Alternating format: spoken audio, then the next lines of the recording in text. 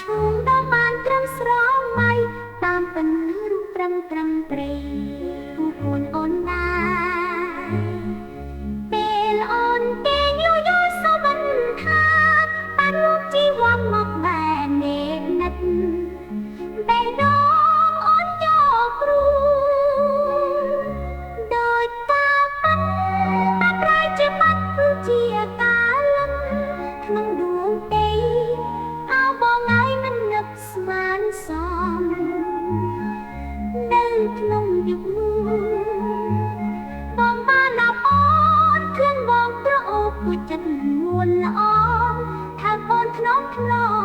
តាអូនស្រណមកអារម្មណ៍ស្រឡំព្រាបបាននៅខាងសួ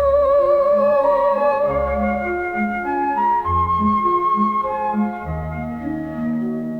អន្តានអួបានត្រឹមសួរ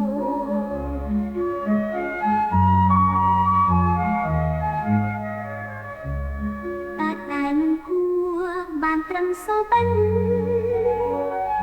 ប៉ុន្តែមិនគួរបានត្រឹមសូបិន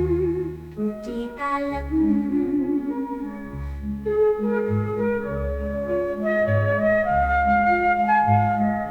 បងទឹករូបរងតែទៅពួយអូនតាប៉ាត់តាប្រែជាបាត់ជាកាលឹកក្នុងដួងទេអោបងឯងមិននឹកស្មានសមនៅក្នុងយុគបងបានដល់អូនឃើញបងត្រអូបមួយចិត្តនួនល្អថាអូនធ្នមតាអូនស្រ